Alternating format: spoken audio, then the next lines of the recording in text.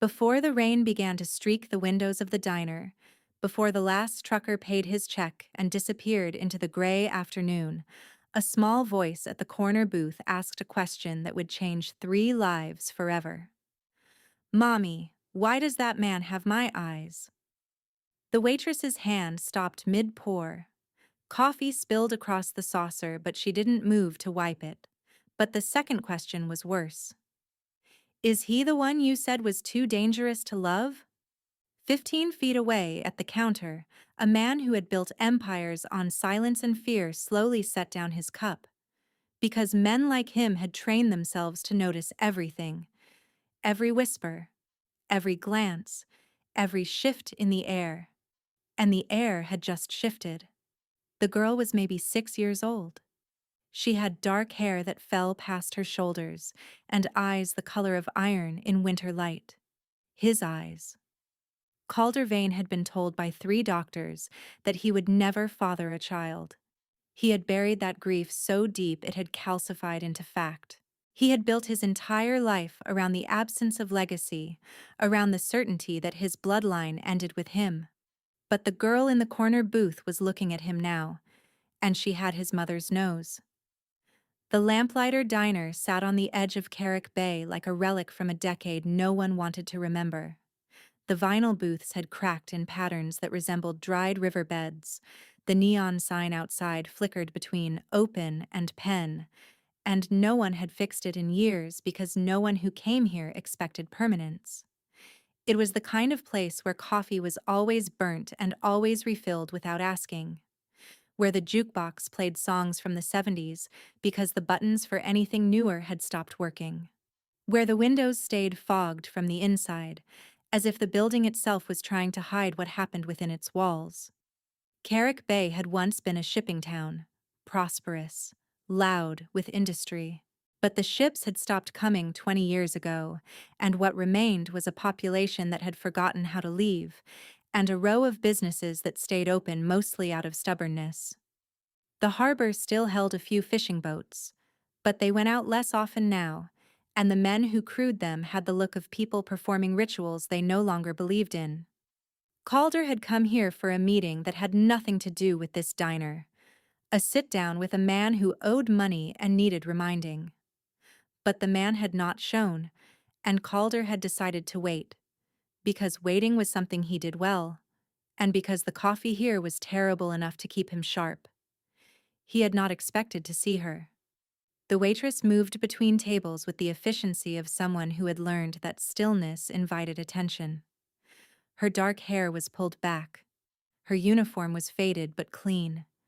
She smiled at customers, but the smile stopped before it reached her eyes. Calder knew that kind of smile. He had worn it himself for most of his life. But it was not her smile that held him now. It was the way the girl in the corner booth tracked his every movement. The way she studied him like she was solving a puzzle she had been working on her entire life. Sable Morrow had worked at the Lamplighter for 11 months. Before that, she had worked at a grocery store in a town 300 miles south. Before that, a motel front desk. Before that, a laundromat. She had become an expert in jobs that required standing for long hours and smiling at people who never remembered her face. She was 31 years old. She had a scar beneath her left collarbone from a night she refused to revisit, and a tattoo on her right shoulder blade that she had gotten at 19. A small sparrow in flight, facing east, toward something she had once believed she was running toward. Now she understood she had only ever been running away. Her daughter, Pia, sat in the corner booth with a coloring book and a plate of fries that Sable had paid for with tips she could not afford to spend. But Pia needed to eat, and Sable needed Pia close, and this was the arithmetic of survival. Subtract from yourself so you can add to them. Pia was 6. She had been born in a hospital 3 states away, checked in under a name Sable had invented that morning, paid for with cash she had saved for 8 months. The doctor asked no questions because Sable's eyes had made it clear that questions would receive no answers. The father's name was not on the birth certificate. The father did not know Pia existed. That had been the plan. The only plan that made sense when the father was a man whose name made prosecutors go pale, whose business dealings had put men in the ground before Sable had turned 23. She had loved him once. Or she had loved the version of him that existed between the silences. The man who brought her yellow tulips on Wednesday afternoons because she had mentioned once that they reminded her of her grandmother's garden. The man who read Neruda to her at 2 in the morning in a voice that made loneliness sound like a foreign country she would never have to visit again. But love, she had learned, was not enough to make a dangerous man safe. And bringing a child into his world would have been a sentence, not a gift. So she had vanished. Changed her name. Moved 4 times in 6 years. Told Pia that her father had died before she was born. A car accident, quick and merciful. A lie dressed in kindness. But Pia had her father's eyes, that iron gray that shifted toward green in certain light, that sharpness that missed nothing. And lately, Pia had started asking questions that Sable could not answer. Mommy, why don't I have grandparents like other kids? Mommy, why do we move so much? Mommy, why do you cry when you think I'm asleep? And now, today, the question that shattered everything. Mommy, why does that man have my eyes? Not your eyes, my eyes. Because Pia had looked at the man at the counter and seen not a resemblance to her mother, but a mirror of herself. The same iron gray, the same sharpness, the same quality of seeing too much and saying too little. And now Calder Vane was staring at both of them across the cracked linoleum floor. And Sable's hands had begun to shake in a way she could not hide. Calder did not move. He had learned decades ago that movement revealed intention, and intention revealed weakness. So he sat perfectly still on the cracked vinyl stool and watched the girl watching him. Pia. He did not know her name yet, but he would learn it soon. He would learn everything soon, because the architecture of his entire existence had just developed a crack, and cracks, once noticed, could not be unnoticed. The waitress, Sable, her name tag said, had recovered enough to set down the coffee pot. She wiped her hands on her apron. She said something to the girl in a voice too low to carry. But the girl shook her head. He's still looking at us, Mommy. Calder heard that. The diner was quiet enough that sound traveled the way secrets do in small towns, without permission, without mercy. The cook had gone out back for a cigarette. The only other customer, an old man with a newspaper, had fallen asleep in his booth. And so the 3 of them existed in a kind of suspended space, a triangle of silence waiting for someone to speak first. Calder studied the girl the way he studied everything. Methodically. Completely. She was small for what he guessed was 6 or 7 years old. Her dark hair had a slight wave to it. His mother's hair, before the cancer had taken it. Her chin was sharp. Her fingers were long. She held her crayon the way musicians hold instruments, with a grip that suggested precision rather than force. But it was the eyes that held him. He had looked into mirrors for 57 years. He knew the color of his own gaze the way he knew the weight of his own hands, and this child had stolen it, or inherited it, or been given it by a woman who had once shared his bed and then vanished like smoke through a window he had not known was open. 7 years ago. The dates aligned. The geography aligned. Everything aligned except the part of his brain that still insisted this was impossible. Dr. Linden in Boston, Dr. Farrow in Chicago, Dr. Achebe in New York. 3 specialists, 3 separate diagnoses. The same verdict delivered in different accents. Testicular damage from a beating he had taken at 22, a debt collection gone wrong, a baseball bat to places that should never meet aluminum. The scar tissue was too extensive. The probability was less than 1%. He should make peace with it. And he had made peace with it. He had buried the dream of fatherhood in the same grave where he had buried his ability to trust, his capacity for softness, his belief that men like him deserved anything beyond the empires they built with bloodied hands.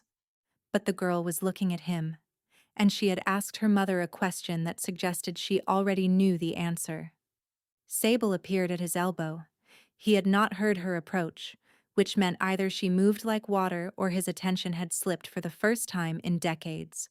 Neither option comforted him. More coffee? Her voice was steady. Her hands were not. No. She nodded and began to turn away. How old is she? Sable froze.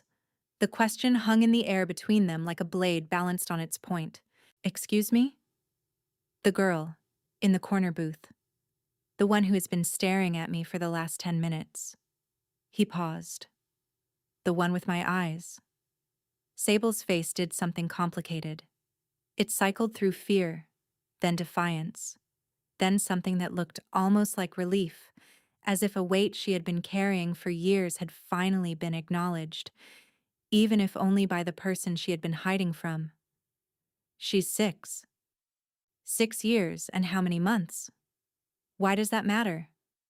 Because 7 years ago, in November, a woman I was seeing disappeared from my apartment without explanation. She left a note that said only, "I'm sorry." I spent 4 months looking for her. Then I stopped. Because men like me learn when to stop looking. Sable's jaw tightened. Maybe she had reasons. I'm sure she did. I'm asking what they were. Behind them, Pia had put down her crayon. She was watching this exchange with the focus of a child who had learned early that adult conversations often contained information that would later need to be decoded. Sable looked at her daughter. Then she looked at Calder. And in her eyes, he saw the same calculation he had seen in the eyes of men deciding whether to fight or flee. Not here, she said quietly. Not in front of her. Then where? My shift ends at 4. There's a bench behind the building. By the water. I'll be there. Sable nodded once and walked away. But her hands were still shaking. And Calder Vane, who had not felt his heart beat this hard since the night he killed his first man, realized that the empire he had built might be the smallest thing he had ever created. Calder paid for his coffee and left $100 bill on the counter. Not because he was generous, but because he needed the waitress to understand that he was not a man who thought in small denominations. That whatever conversation was coming, it would not be a negotiation between equals. But as he stepped outside into the salt gray afternoon, he felt something he had not felt in decades. Uncertainty. The diner faced the bay. A rusted pier extended into the water, and at the end of it, a fishing boat that had not moved in years sat listing to one side like a drunk who had given up on standing. Calder walked to the edge of the parking lot and lit a cigarette he did not want, because his hands needed something to do, and violence was not yet appropriate. 6 years old. The girl was 6 years old. He did the math again, even though he had already done it twice. November, 7 years ago. Marisol. That was the name Sable had used then, had been in his life for 8 months. 8 months of dinners in restaurants where the staff knew not to ask questions. 8 months of mornings where he woke up and, for the first time since childhood, did not immediately reach for the knife beneath his pillow. He had considered asking her to marry him. He had even gone so far as to visit a jeweler, a man who owed him favors and knew how to keep secrets. But the ring had never been purchased, because 3 days before Calder planned to ask the question, he had come home to an empty apartment and a note written on the back of a grocery receipt. I'm sorry. No explanation, no forwarding address, nothing but 2 words that had hollowed him out in ways he still did not fully understand. He had looked for her. Of course, he had looked for her. He had resources that most men could not imagine, contacts in every city on the eastern seaboard, access to databases that did not officially exist. But Marisol had vanished completely, as if she had never existed at all. And eventually, Calder had stopped looking, because the alternative was to spend the rest of his life chasing a ghost, And ghosts, he had learned, made poor companions. But now the ghost had a daughter. His daughter. The word felt foreign in his mind. Daughter. A word that belonged to other men. Men with mortgages and minivans and the luxury of worrying about school districts. Not men who had learned to field strip a pistol before they learned to drive. Not men whose first memory was the sound of their father's belt clearing the loops. Vasily Vane had been a monster. That was not metaphor. That was inventory. He had beaten Calder's mother until she stopped recognizing her own face in mirrors. He had used his son as a punching bag whenever the vodka told him to. And when Calder was 17, Vasily had come home drunk enough to make a mistake he would not survive. Calder had buried his father in the woods behind their house in Kobrin. He had told no one. He had cleaned the blood from the kitchen floor with bleach and prayers he did not believe in. And then he had walked to the nearest city and begun building something that would ensure he would never be powerless again. 40 years later, he controlled 3 ports, 2 unions, and a network of businesses that stretched from Maine to Maryland. He had more money than he could spend in 5 lifetimes. He had more enemies than he could count. And he had exactly 0 people in his life who called him by his first name without permission. But somewhere in that diner, a 6-year-old girl had his eyes, and she had asked her mother why. Calder finished his cigarette and crushed it beneath his heel. 4 o'clock could not come fast enough. The bench behind the lamplighter faced the water. It was weathered gray, the kind of wood that had stopped fighting the elements years ago. Seagulls circled overhead, their cries sharp against the low moan of the wind. Calder arrived at 3:47. He sat on the far end of the bench and waited. At 4:03, the back door of the diner opened and Sable stepped out. She had removed her apron.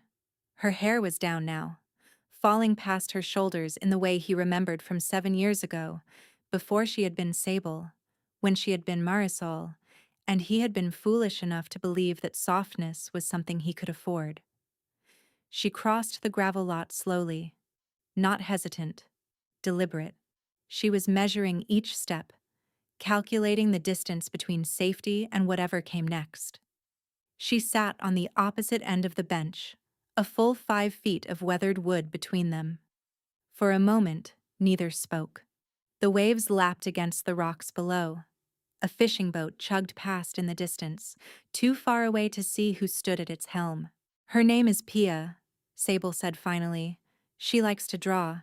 She's afraid of thunderstorms, but pretends she isn't. She reads at a 4th grade level even though she's only in 1st grade, and she has never, not once in 6 years, asked about her father. Until today. Until today. Calder absorbed this. He turned the name over in his mind. Pia. A small word for something so enormous. Why did you leave? Sable looked at the water. Because I was pregnant. And because I knew what kind of man you were. You knew what kind of man I was when you started seeing me. I knew what kind of man you were in boardrooms and back alleys. I didn't know what kind of man you'd be in a nursery, and I couldn't take the risk. So you decided for both of us. I decided for her. Sable's voice hardened. I decided that my daughter would not grow up attending funerals for men who died in ways that couldn't be explained. I decided that she would not learn to check cars for bombs before starting the ignition. I decided that she would have a childhood instead of a curriculum in survival. Calder said nothing, because everything she said was true, and truth was not something he could argue against. I've been running for 6 years, Sable continued. 6 years looking over my shoulder. 6 years telling her that her father died in a car accident and hoping she would never learn to search your name online. And now? And now she started asking questions I can't answer. She sees things, notices things. She's too smart for the lies I've been telling her, and she's too young for the truth. Sable finally looked at him. Her eyes were the color of coffee without cream, and they held an exhaustion that sleep could not touch. Why are you here, Calder? In this town? In that diner? Why today? A meeting. Someone who owed money. Did you find them? No. Sable laughed, but there was no humor in it. So the most dangerous man on the eastern seaboard came to a dying town for a meeting that didn't happen and accidentally discovered he has a daughter. She shook her head. God has a terrible sense of humor. Calder did not believe in God, but he was beginning to believe in something. I want to meet her, he said, properly. Sable was quiet for a long moment. The seagulls cried. The waves continued their patient assault on the shore. Not yet, she said. First, you need to hear the rest. Sable pulled her jacket tighter against the wind. The temperature had dropped in the last hour, and the sky had taken on the color of old bruises. I found out I was pregnant 2 weeks before I left, she said. I hadn't been feeling right. Tired all the time, sick in the mornings. I thought it was stress. The life you lived, the life we lived, it wasn't exactly peaceful. Calder listened without interrupting. This was a skill he had developed over decades. The ability to let silence do the work that questions could not. I bought a test at a pharmacy 3 towns over, paid cash, wore a hat. I was already learning to hide even before I knew I'd have to. She paused. When the line turned pink, I sat on the bathroom floor for an hour. I didn't cry. I didn't scream. I just sat there, doing math.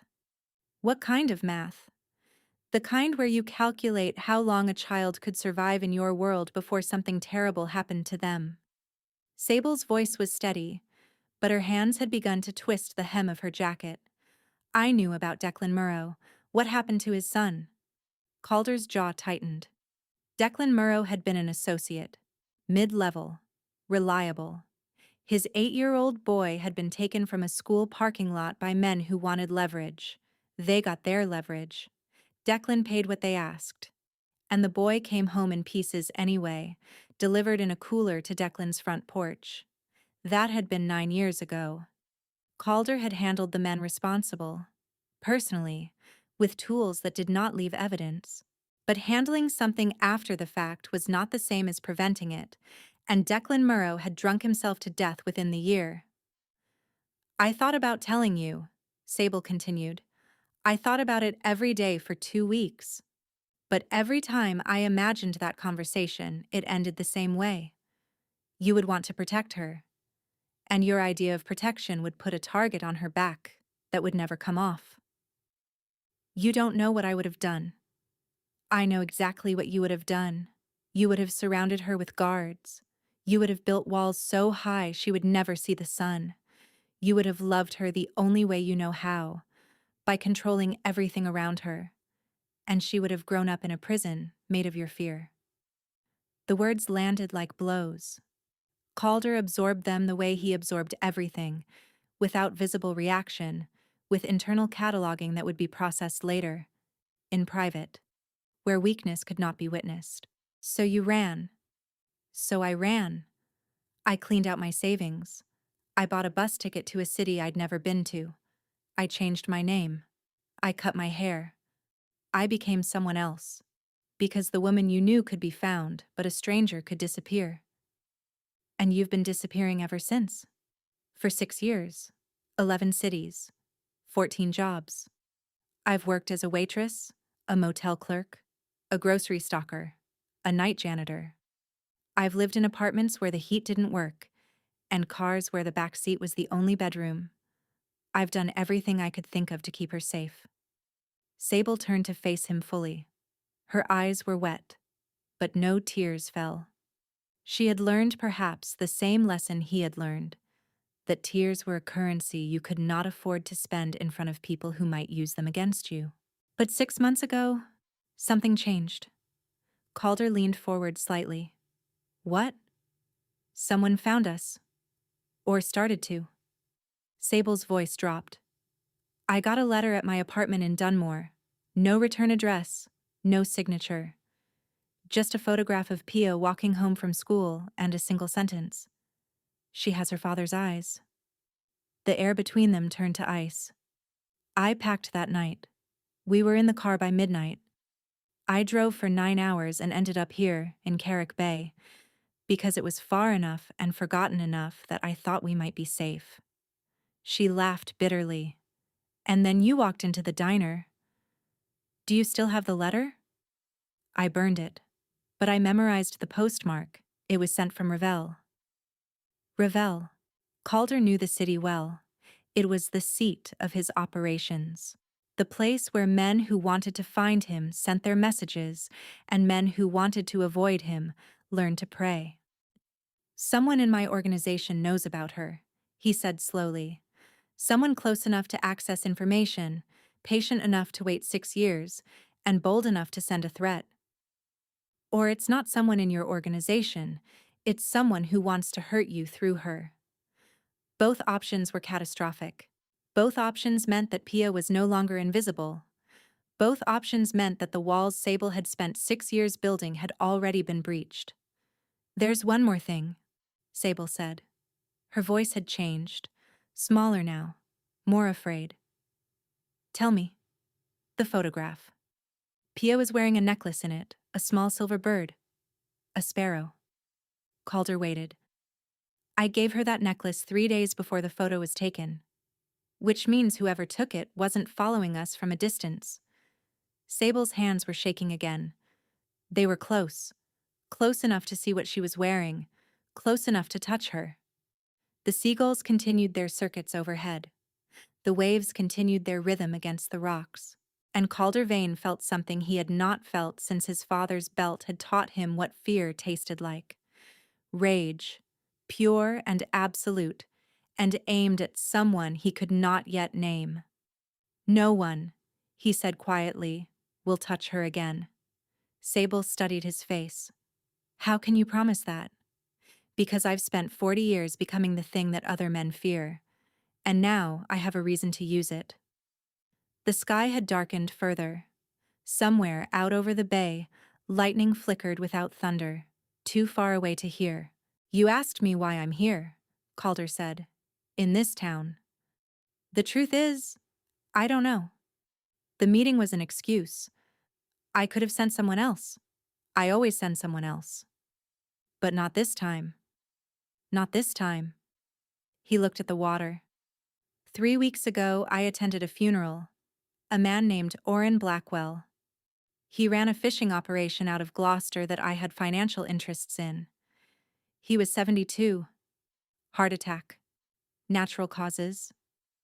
You don't seem like the type to attend funerals. I'm not. But Orrin had been around since the beginning. Since before I was anyone. He knew my father. He knew what my father was. And he never once treated me like I was destined to become the same thing. Sable said nothing. She understood that some stories needed to be told without interruption. At the funeral, his granddaughter gave the eulogy. She was maybe 8 years old. She stood at the podium with a piece of paper shaking in her hands, and she talked about how her grandfather used to take her fishing every Sunday morning, how he taught her to bait a hook, how he called her Little Captain, and let her steer the boat even when she was too small to see over the wheel. Calder's voice had changed. Quieter now. Stripped of the control that usually armored it. I sat in the back of that church and listened to a child describe a relationship I thought I could never have. A legacy I was told I could never create. And something inside me shifted. The doctors, Sable said softly. You mentioned them earlier. What did they tell you? That I was damaged. Permanently.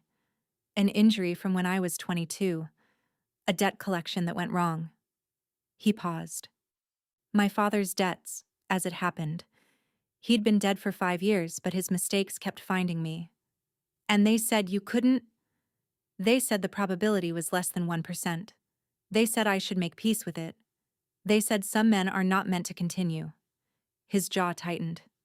So I built an empire instead. I told myself that legacy could be measured in territory and influence and fear. I told myself that bloodlines were sentimental nonsense for men who had nothing else to offer the world.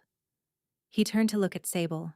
And then I walked into a diner in a town I'd never heard of, and a girl with my mother's nose asked her mother why I had her eyes. The wind picked up. Sable's hair blew across her face, and she pushed it back with fingers that had finally stopped trembling. "I don't know how to be a father," Calder said. "I don't know how to be anything except what I am. But I know this. Someone threatened my daughter. Someone sent a photograph to make you afraid. And I will find them. And when I do, they will understand what it means to threaten something that belongs to me. She's not a possession. No, she's not.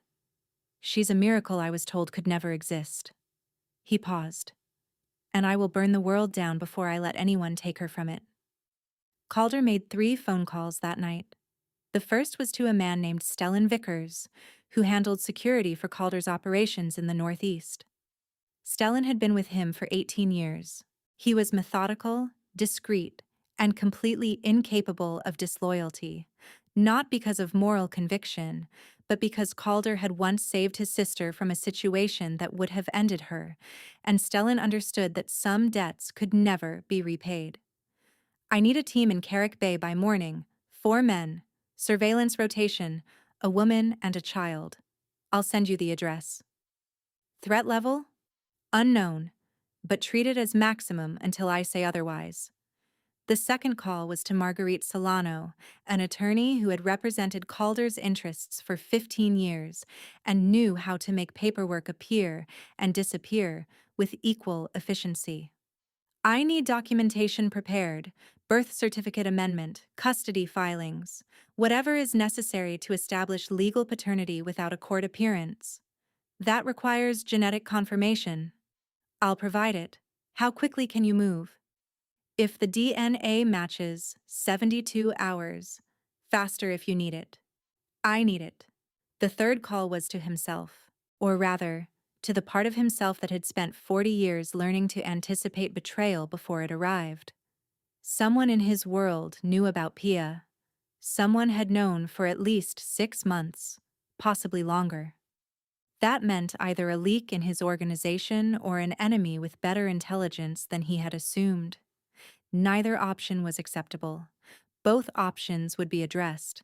But first, he needed to ensure that Sable and Pia were protected. He found them a house, not a safe house in the traditional sense. Those were known to his associates and therefore compromised by definition, but a cottage on the north end of Carrick Bay that had been foreclosed 2 years prior and purchased by one of Calder's shell companies as part of a bulk real estate acquisition. It had been sitting empty, maintained by a local property manager who had no idea who actually owned it. The cottage had 3 bedrooms, a functional kitchen, and a view of the bay that Pia immediately declared the most beautiful thing she had ever seen. It also had a security system that Stellan's team upgraded within hours of their arrival. Motion sensors along the perimeter, cameras at every entrance, and a panic button in the master bedroom that connected directly to a response team staged 6 minutes away. Sable resisted at first. "I've been running for 6 years. I can keep running." "Running didn't stop them from finding you. Running just delayed the conversation we're having now." "And what conversation is that?" "The one where you accept that you cannot protect her alone. Not from this. Not from people who know how to find someone who doesn't want to be found." Sable stood in the living room of the cottage, her arms crossed, her eyes fixed on the window where Pia was pressing her face against the glass to watch the seagulls. "If I accept your help, I'm accepting you. Into her life. Into our life. And I don't know what that means." "Neither do I. But I know what the alternative means, and I won't allow it." Sable was quiet for a long moment. Then she said, "She'll have questions. I'll answer them. She'll want to know who you are, what you do, why you weren't there. I'll tell her what she needs to know, and I'll protect her from what she doesn't. That's not how children work. They find out everything eventually. Then eventually, we'll have that conversation too. But today, she needs a safe place to sleep. And tomorrow, she needs to wake up knowing that no one can reach her." Sable studied him with the same calculating gaze he had seen in the diner. The gaze of a woman who had learned to measure men by their actions, rather than their words. "Okay," she said finally, "but I have conditions." "Name them." "First, no guns in the house where she can find them. Your men can carry, but nothing comes inside these walls." "Agreed." "Second, no business discussions within her hearing. I don't care what calls you have to make. You make them outside or in the car." "Agreed." "Third, you don't tell her who you are until I say she's ready. Right now, you're a friend of her mother's. Someone who's helping us through a difficult time. That's all?" Calder considered this. It was not what he wanted, but wanting, he had learned, was a poor foundation for strategy. "Agreed, but I want time with her. Supervised, structured, whatever you require. I want her to know me before she knows what I am." Sable nodded slowly. "We can start with that." That night, Calder sat on the porch of the cottage while Sable put Pia to bed. He could hear fragments of their voices through the open window. Sable reading a story, Pia asking questions, the rustle of sheets being tucked, and then a small voice said something that carried clearly through the salt air. "Mommy, is the man with my eyes going to stay?" Sable's response was too quiet to hear, but Calder heard Pia's reply. "Good. I like his face. It looks like it's waiting for something to smile about." Calder Vane had killed men in his lifetime. He had ordered the deaths of more. He had built an empire on fear and discipline, and the absolute certainty that sentiment was a weakness he could not afford. But sitting on that porch, listening to a 6-year-old girl describe his face as waiting for something to smile about, he felt something crack in his chest. Not broken, cracked. Because broken meant you couldn't feel. And Calder, for the first time in longer than he could remember, could feel everything. The threat revealed itself 4 days later. Stellan's team had intercepted a vehicle approaching the cottage from the main road, a black sedan with tinted windows and plates registered to a rental company in Revel. Inside were 2 men, one driver, one passenger. Both armed, both carrying photographs of Pia. The driver broke first under questioning. His name was Kellen Marsh, and he worked for a man named Dominic Stroud. Calder knew the name. Everyone in his world knew the name. Dominic Stroud had once been Calder's second-in-command, his most trusted lieutenant, the man who had stood beside him through 3 territorial wars and never once flinched. But 5 years ago, Dominic had made a play for control. He had approached Calder's allies with promises and bribes. He had attempted to orchestrate a coup that would have left Calder dead in his own home. The coup had failed. Dominic had fled. Calder had spent 18 months hunting him before deciding that the effort was no longer worth the resources. A mistake. He understood that now. "Stroud has been watching you for years," Kellen confessed. His left hand was broken, his right eye was swollen shut, but his voice was steady enough to be believed. "He knew about the woman. He knew about the girl. He's been waiting for the right moment." "The right moment for what?" "To take something from you that you can't replace. To make you feel what he felt when you took everything from him." Calder processed this information with the cold efficiency of a man who had spent decades anticipating betrayal. Dominic Stroud did not want territory. He did not want money. He wanted revenge. And revenge, Calder knew, was the most dangerous motivation of all, because men who sought revenge did not calculate cost. They did not weigh consequences. They burned until they were burned out, or until everything around them was ash. "Where is he?" "I don't know. He moves constantly. We get instructions by phone. New number every week. New location every month." "Then how do you report back?" "Dead drops. I was supposed to leave the photos at a location in Dunmore and wait for further instructions." Dunmore, the same town where Sable had received the letter 6 months ago. The geography was not coincidental. Calder stood. He looked at Kellen Marsh with the same expression he had worn when he buried his father 40 years ago. "You're going to make that dead drop. But the photos you leave won't be of the girl. There'll be a message. From me to Dominic. Can you do that? Kellen nodded frantically. Good. Stellan will explain what happens if you fail. That night, Calder told Sable everything.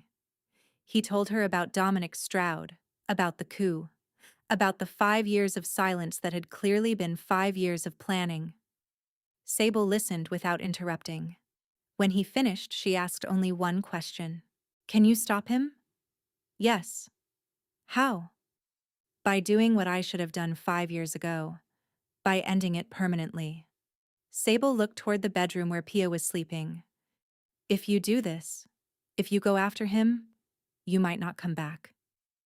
And she'll grow up knowing her father died the same way she thought he did. Violently. Suddenly. Without explanation. If I don't do this, she won't grow up at all. The words hung between them like a blade. Sable closed her eyes. When she opened them, something had changed. The fear was still there, but beneath it was something harder. Something that had been forged in 6 years of running and hiding and protecting a child against impossible odds. Then end it, she said, and come back. Calder nodded, and for the first time in his adult life, he had something worth coming back to. The details of what happened to Dominic Stroud were never made public. There was no body. There was no investigation. There were only rumors, whispered in the back rooms of establishments where men conducted business that could not survive daylight, that Dominic had finally pushed too far, and that pushing too far had consequences that no man could survive. Calder returned to Carrick Bay 11 days after he left. He had a cut above his right eyebrow and a bruise along his jaw that would take weeks to fade. But he was alive. And when Pia saw him walking up the path to the cottage, she ran to him with a speed that surprised everyone, including herself. You came back? Calder caught her. He was not accustomed to being embraced by anyone, but this was different. This was a weight he wanted to carry. I told you I would. Mommy said you had to go help someone. She said it was important. It was. But this is more important. Pia pulled back and examined his face with the same scrutiny she had shown in the diner. You have a cut. I do. Does it hurt? Not anymore. She nodded seriously, as if this answer satisfied some internal criteria she had been measuring him against. Good.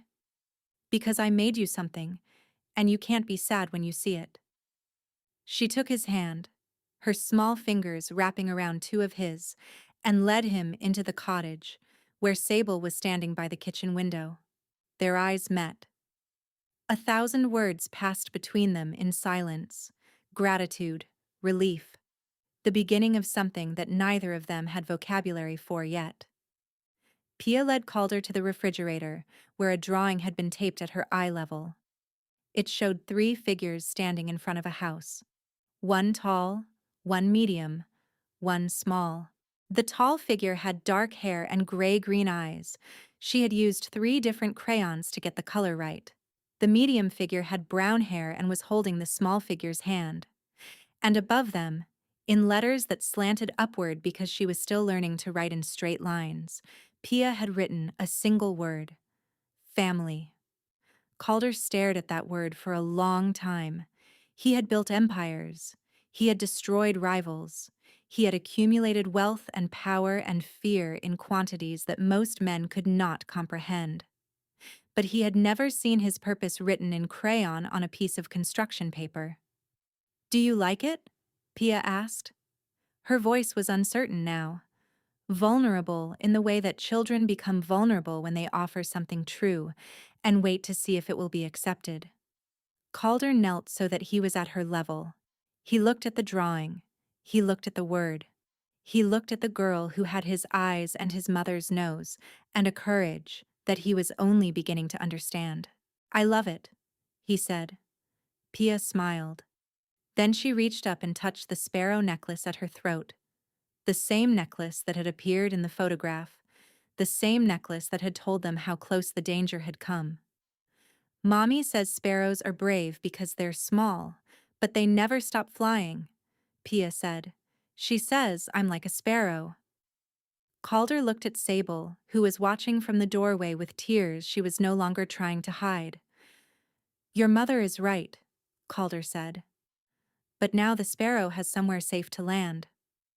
And for the first time in 57 years, Caldervane smiled. Not the controlled smile he used in negotiations, not the cold smile he showed to men who were about to learn the cost of disloyalty. A real smile, the kind that starts at the mouth and reaches the eyes and keeps going until it finds the place in the chest where something long dormant is finally, tentatively, beginning to wake. 6 months later, on a spring afternoon when the bay had turned from gray to blue and the seagulls had been joined by terns migrating north, a man and a girl walked into the lamplighter diner. The bell above the door rang. The waitress, a new one, hired after Sable left, looked up and said, "Sit anywhere you like, hun." They chose the corner booth. Red vinyl, window facing the parking lot. The same booth where, 6 months earlier, a question had been asked that changed 3 lives forever. Pia climbed onto the bench and studied the laminated menu with the seriousness of a diplomat reviewing a treaty. "I want pancakes," she announced.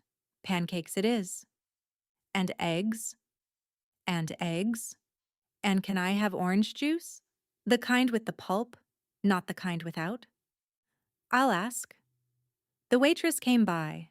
She took their order without recognizing the man across from her as someone whose name made prosecutors go pale. She didn't know that 6 months ago, this booth had been occupied by a woman and a girl who were running from a past they couldn't escape. She only saw a man and his daughter ordering breakfast on a Tuesday morning, looking like they belonged there. When the food arrived, Pia ate her pancakes with enthusiasm rather than caution. She did not arrange the pieces into shapes that would make them last longer. She did not watch her companion to gauge whether eating would make him angry. She simply ate, the way children eat when they are safe, when food is abundant, when tomorrow is something to look forward to, rather than something to fear. Calder watched her. He drank his coffee, still terrible, still too strong, and watched a 6-year-old girl devour pancakes like the world had promised her more. Because it had. He had made sure of it. The cottage in Carrick Bay had become permanent. Sable had enrolled Pia in the local elementary school, where she had made 3 friends and been cast as a narrator in the spring play. Stellan's security team had been reduced from 4 men to 2, but they remained, a quiet presence that ensured the past would not find them again. Calder had restructured his operations, not abandoned them. He was not naive enough to believe that empires could be dismantled without consequence, but reorganized them so that he spent less time in Revel and more time in a small coastal town where a girl with his eyes was learning to ride a bicycle. He had missed her first successful ride. He had been in Boston, handling a situation that required his attention. But Sable had sent him a video. Pia wobbling down the driveway, her face a mixture of terror and delight. And then the moment when she realized she was doing it, actually doing it, and her laughter rang out so pure and bright that Calder had watched the video 17 times on the flight home. He did not know how to be a father. He had never had a model for it. Everything he knew about fatherhood came from a man who had taught him that love looked like violence and protection looked like control. But he was learning. Slowly. Imperfectly. With mistakes that Sable corrected and patience that Pia extended without being asked.